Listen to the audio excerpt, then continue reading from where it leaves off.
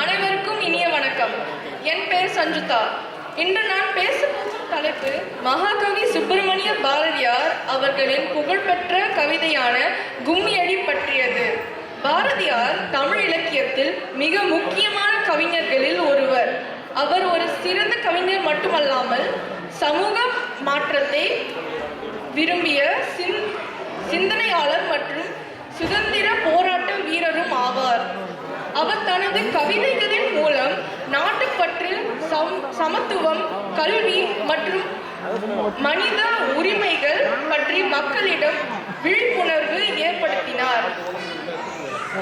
குறிப்பாக பெண்களின் முன்னேற்றம் குறித்து அவர் கொண்டிருந்த எண்ணங்கள் அந்த காலத்துக்கு மிகவும் புதுமையானவை. 100 ஆண்டுகளுக்கு முன்பு பெண்கள் அதிகமாக வீட்டிலேயே மட்டுமே இருக்க வேண்டும் என்ற எண்ணம் சமூகத்தில் இருந்தது.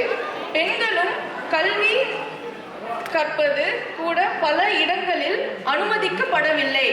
ஆனால் பாரதியார் பெண்களும் ஆண்களைப் போலவே சுதந்திரமாக வாழ வேண்டும் என்று வலியுறுத்தினார்.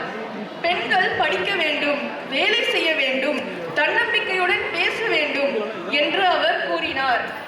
அந்த எண்ணங்கள் மிகவும் அழகாக வெளிப்படுத்தும் கவிதைகளில் ஒன்று தான் கும்மியடி. கும்மி என்னும் தமிழர்களின் பாரம்பரிய நாட்டுப்புற நடனம்.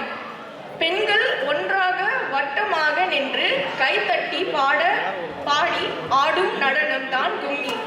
இந்த மகிழ்ச்சியான நடனத்தை பாரதியார் பெண்களின் ஒற்றுமை மற்றும் சக்திக்கான அடையாளமாக பயன்படுத்துகிறார்.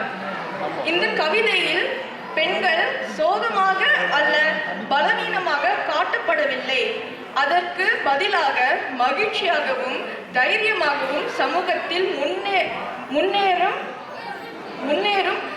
சக்தியாக காட்டப்படுகின்றனர். பெண்கள் பயப்படாமல் தங்கள் உரிமைக்காக நிற்க வேண்டும் என்ற செய்தியை பாரதியார் இந்த கவிதையில் மூலம் கூறுகிறார். இதன் முக்கியமான கருத்து பெண்களின் சுதந்திரம் மற்றும் சமத்துவம் ஆகும். பெண்கள் வீட்டு பொறுப்புகளை மட்டும் கவனிப்பவர்கள் அல்ல, அவர்கள் கல்வி, அறிவியல், கலை, அரசியல் போன்ற எல்லா துறைகளிலும் சாதிக்க முடியும் என்பதை பாரதியார் நம்பினார். மேலும் இந்த கவிதை பெண்களின் தன்னம்பிக்கையையும் அதிகரிக்கிறது. நாம் யாருக்கும் குறைவில்லை என்ற எண்ணத்தை பெண்களிடம் உருவாக்கினார். பெண்கள் தங்கள் கனவுகளை நம்பி முன்னேற வேண்டும் என்ற ஊக்கத்தை இந்த கவிதை கூறுகிறது. இன்றைய சமுதாயத்திலும் இந்த கவிதை மிகவும் பொருத்தமானதாக உள்ளது. இன்று பெண்கள் மருத்துவர், ஆசிரியர், விஞ்ஞானி, காவல்துறை அதிகாரி, விண்வெளி வீராங்கனை போன்ற பல துறைகளில் சாதித்து வருகின்றனர். பெண்கள் கல்வியிலும் வேலை வாய்ப்புகளிலும் முன்னேற வருகிறார்கள். ஆனால் இன்று சில இடங்களில் பெண்களுக்கு எதிரான அநீதிகள் மற்றும் சமத்துவமின்மை இருக்கின்றன.